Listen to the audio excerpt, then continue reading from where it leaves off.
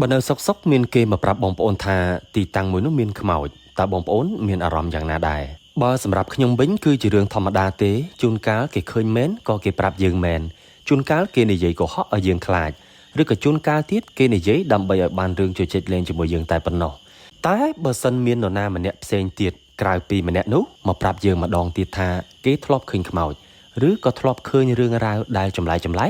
កើតឡើងនៅទីតាំងនោះម្ដងទៀតតើបងប្អូនមានអារម្មណ៍បែបណាហើយក៏មិនលាក់បាំងទេថាទីតាំងដែលបងប្អូនឃើញមានខ្លោងទ្វារនៅចំកណ្ដាលផ្លូវនេះ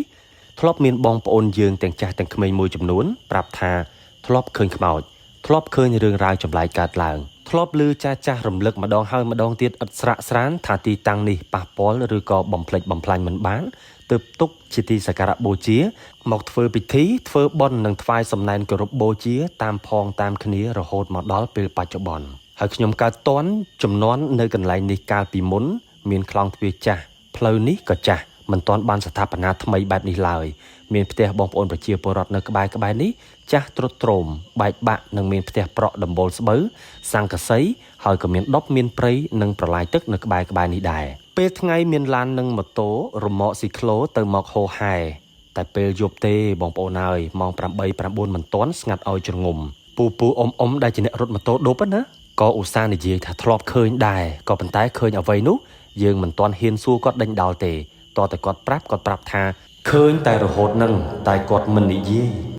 ត្រង់នេះបងប្អូនសាក់ស្រមៃមើលតើគាត់បានឃើញអ្វីតោះតាមដានស្ដាប់ជាមួយនឹងខ្ញុំបាទនីវចម្រើនបន្តទៀតឲ្យតែមេចាប់ផ្ដើមស្រទុំឬក៏ដល់ពេលល្ងាចថ្ងៃលិចបងប្អូនយើងតែងតែឈប់ធ្វើដំណើរកាត់តាមផ្លូវនេះមិនមែនដោយសារតែផ្លូវនេះធ្វើដំណើរមិនកើតទេក៏ដោយសារតែបងប្អូនពុកម៉ែកាលពីចំនួនមុននោះមិនសូវជាមានកន្លែងត្រូវទៅច្រើននៅពេលយប់ឡើយដោយសារតែក្រុងរបស់យើងមិនទាន់អភិវឌ្ឍកន្លែងកំសាន្តនានាក៏មិនទាន់មានច្រើនដូចឥឡូវបងប្អូនសាក់ស្រមៃទៅកាលពីចំនួន 10-20 ឆ្នាំមុននោះផ្លូវទីតាំងនេះក៏មិនមានក្រាលបេតុងចាក់កៅស៊ូអីបែបនេះដែរសូម្បីតែសសរបង្គោលភ្លើងនេះក៏មិនទាន់មានវត្តមានត្រឹមតែខ្លោងទ្វារចាស់ដីហុយមកមើលឡើងចំណាស់បើថាពេលថ្ងៃវិញហុយដីឡើងក្រាស់ពាត់ឡើងចិត្តសម្បុរនៃសំណងខ្លោងទ្វារដែលសេះសល់នេះខ្មៅក៏ខ្មៅមើលទៅដូចងងឹតស្រអាប់មើលទៅគួរឲ្យខ្លាចធ្លាប់ឮរឿងដំណាលដែលចាស់ធ្លាប់និយាយផងធ្លាប់មានអ្នកមកខ្សឹបប្រាប់ដាក់នឹងត្រចៀកផងថាធ្លាប់ឃើញនៅរឿងរ៉ាវជាច្រើនដែលចម្លែកហើយបងប្អូនខ្លះគាត់និយាយមិនសូវជាទប់មាត់ទេ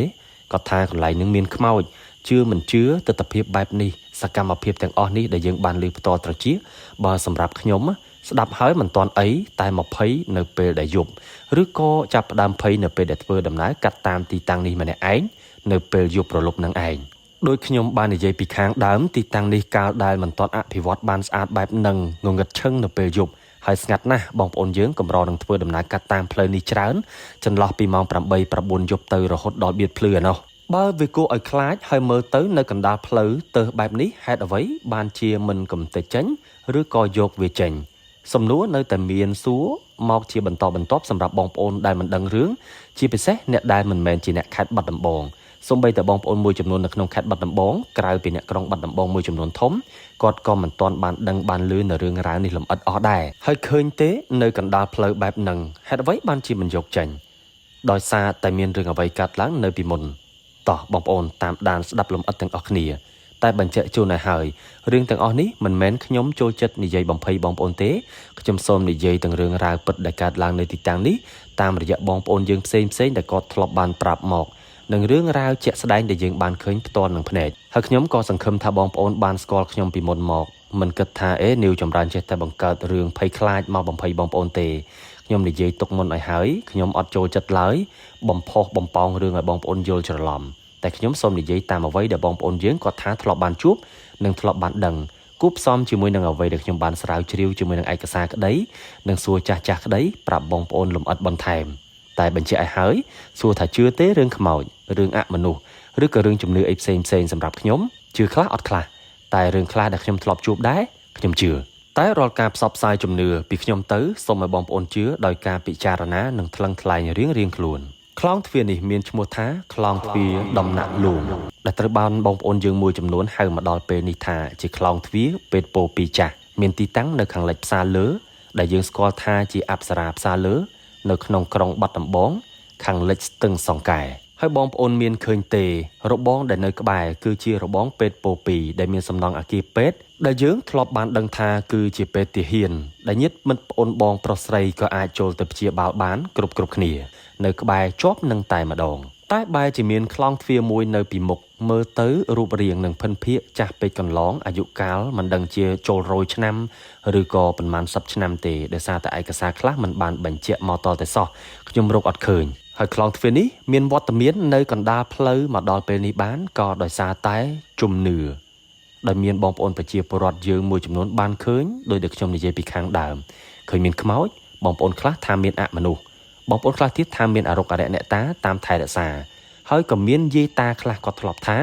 មានភ្លើងហោះចូលធ្វើឲ្យក្មេងៗរួមទាំងខ្ញុំផងដែរនឹកឃើញដល់ខ្លងទ្វារនេះមានអារម្មណ៍ថាខ្លាចទ្វារដែកដែលយើងមើលគឺជាម៉ូដតាំងពីបុរាណហើយមានកំពូលសសរយ៉ាងស្រស់ស្អាត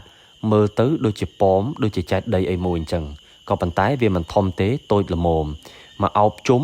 ហើយនៅក្រោមដើមជ្រៃរុំរិតពាត់សោះទៅដោយឫសស្លឹកត្រជាក់ត្រឈឹងត្រឈៃហើយទម្លាក់ឫសចុះមកក្រោមបង្កើតជាខ្យល់និងអាកាសធាតុត្រជាក់ល្មមបើទោះបីជានៅក្រោមកណ្ដាលថ្ងៃត្រង់ជាទ្វារវ័យចំណាស់មានកម្ពស់ខ្ពស់រៀបដោយឥដ្ឋនិងប៉ាតពីក្រោយដោយស៊ីម៉ង់កន្លែងខ្លះក៏ធ្លាក់ដាច់បោចបង់របេះរបូតឃើញឥដ្ឋខាងក្នុងនឹងចេញមកក្រៅហើយមូលហេតុសំខាន់បំផុតដែលខ្លងទ្វារនេះមិនត្រូវបានគេប៉ះពាល់ឬក៏ត្រូវបានគេទុកមកដល់ពេលបច្ចុប្បន្នក៏ដោយសារតែមានរឿងសំខាន់ដែលជាអភូតហេតុចម្លែកកើតឡើងឬដំណើរតគ្នាថាក្រុមជាងក្តីក្រុមអ្នកម៉ៅការក្នុងការកំទេចរបងនិងខ្លងទ្វារនេះក្តីរាល់ពេលដែលប៉ុនប៉ងយាយីកំទេចរបងនេះឲ្យខ្ទេចរៀបនឹងដីតែងតែជួបបញ្ហាដំបូងឡើយធ្វើទុកគ្រឿងចាក់ឲ្យតែមកឈូសមកឆាយដឹងតែខូចដឹងតែមានបញ្ហាគាំងលែងដំណើរការហើយពេលជាងចាប់ផ្ដើមទៅវាយឈូសឆាយចេញដោយខ្លួនឯងផ្ទាល់ដៃចាប់ផ្ដើមមកដល់ផ្ទះវិញគ្រុនញ័រគ្រុនញាក់ចេះតែយល់សពផ្ដេសផ្ដាសឬក៏មានអ្នកខ្លះឮល្បីថាស្លាប់ដោយសារតែជួបរឿងនឹកស្មានមិនដល់ណាមួយហើយបងប្អូនអើយការស្លាប់បែបនេះមានជំនឿថាគឺជាការស្លាប់តៃហោងណាស្លាប់ដោយជំងឺតែឈឺកាច់ស្លាប់ភ្លាមនេះលេងសើចអត់បានទេ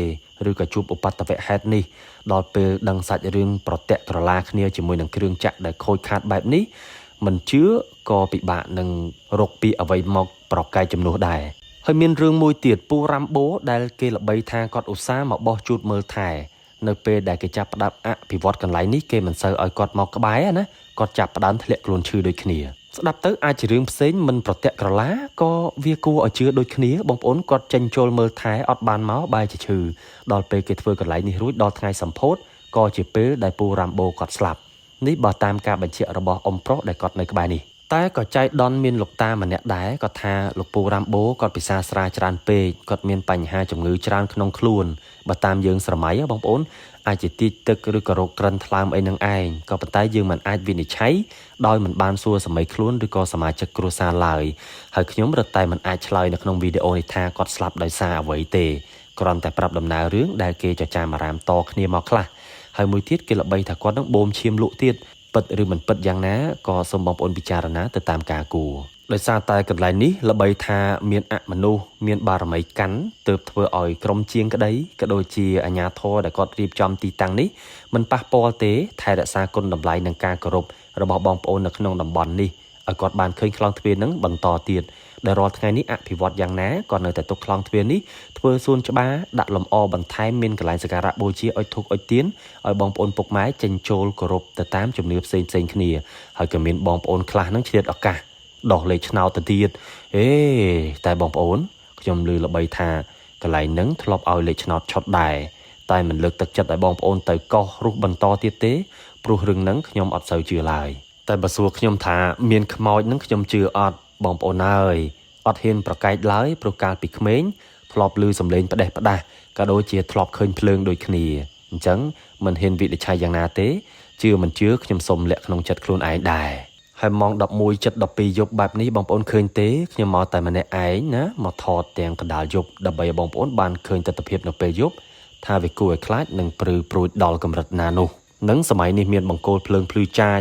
មានការអភិវឌ្ឍផ្លូវស្អាតមានសួនច្បារនៅក្រោយនឹងមានអគារថ្មីលាបថ្នាំចុះបើអគារចាស់ដូចពីមុនរបងចាស់បែបនេះនៅក្បែរនេះមានប្រឡាយទឹកស្មៅដុះឲ្យស្អេកស្កះណាបងប្អូនឲ្យស្ដុកប៉ែហើយខ្លងទ្វារនេះណាប្រឡាក់ដីហុយឲ្យស្រមុះមានវល្លិមានអីតោង ដើមនេះក៏មិនជាធំដល់ម្លឹងពេកដែរហើយមើលទៅស្ដុកងងឹតបែបនេះបងប្អូនខ្ញុំនិយាយត្រង់ណាឲ្យតែថ្ងៃលិចខ្ញុំមិនហ៊ានកាត់ឡើយតែម្នាក់ឯងនោះពេលដែលមានភ្លៀងផ្លូវនេះលិចទឹកឲ្យជ្រាំណាហើយមានទឹកឡើងពេញតែផ្លូវតែម្ដងផ្លូវក្រហីងក្រហងក្រហេតក្រហត់មិនមានកៅស៊ូទេគឺជាផ្លូវគ្រោះក្រហមហើយបើរឿងដីហុយផងខែប្រាំងមិនបាច់និយាយកាលពីមួយរយៈមុនមានបងប្អូនយើងមកធ្វើពិធីមកលាបំណន់ស្ទើរតែរាល់ថ្ងៃជាពិសេសថ្ងៃចុងសប្តាហ៍ហើយនិងថ្ងៃសិលមកជាច្រើនហូរហែមិនដឹងជាបែបបន់អ្វីខ្លះទេប៉ុន្តែភាគច្រើនគឺទទួលបាននៅលាភជ័យត្រឡប់ទៅវិញហើយជាពិសេសបន់ហើយស័ក្តិសិទ្ធិបងប្អូនយើងមកលាបំណន់ហ្នឹងក៏ច្រើនដែរចំពោះការយល់ឃើញរបស់ខ្ញុំទៅលើជំនឿសម្រាប់ខ្ញុំជាអ្នកខេត្តបាត់ដំបងស្រាប់បន្ទាប់ពីលោកតាដំបងក្រញូងដែលល្បីថាស័ក្តិសិទ្ធិបន់អីក៏បានសម្រេចណាខ្ញុំថាទីតាំងនេះគឺលេខ2ហើយតែចំពោះជំនឿអរូបីក្តីល្បីថាមានខ្មោចឬក៏មានភ្លើងហោះចូលឬក៏មានព្រីបិសាចអីហ្នឹងបងប្អូនពិចារណាទៅតាមការគួរកុំតន់ជឿខ្ញុំហើយក៏កុំជឿនៅអ្វីដែលយាយតាអ៊ំពូមីងគាត់ប្រាប់គួរតែជឿលើការអង្កេតរបស់ខ្លួនឯងនិងជឿទៅលើភស្តុតាងដែលខ្លួនឯងបានសិក្សាស្រាវជ្រាវមកស្រាប់តែបើថារឿងប៉ះខ្លងទ្វារនឹងមិនបានឲ្យតែពេលមកបំផ្លិចបំផ្លាញខូចគ្រឿងចាក់ក្រុមការងារដែលមកធ្វើនឹងត្រូវមានរបួសត្រូវឈឺត្រូវស្លាប់អីហ្នឹងអានឹងឮចាស់គាត់និយាយថាមានពិតមែនទើបជាមូលហេតុដែលគ្មាននរណាហ៊ានបំផ្លាញខ្លងទ្វារនេះទេទុកឲ្យខ្លងទ្វារនេះគឺនៅសល់ប៉ុណ្ណឹងរហូតមកដល់ពេលបច្ចុប្បន្នហើយបញ្ជាក់ជូនបងប្អូនបន្តិចចុះពីដំណើរការនៅក្នុងការផលិតនៅវីដេអូនេះឡើងខ្ញុំបញ្ចូលសំឡេងចេញពីបន្ទប់គេងដ៏ស្ងាត់ជ្រងំម៉ោង12យប់បងប្អូនហើយទើបតែមកពីកន្លែងខ្លងទ្វារនឹងបាញ់មិញមកភ្លាមបញ្ចូលសំឡេងផ្លែតហើយទៅថតនៅទីតាំងនោះទាំងយប់មានអារម្មណ៍ថាខ្លាចព្រឺដែរក៏ប៉ុន្តែមិនជាអ្វីទេដោយសារតែមានបង្គោលភ្លើងនិងអំពូលបំភ្លឺបានគ្រប់គ្រាន់ខ្ញុំឲ្យតែភ្លឺដូចជាមិនសូវខ្លាចទេ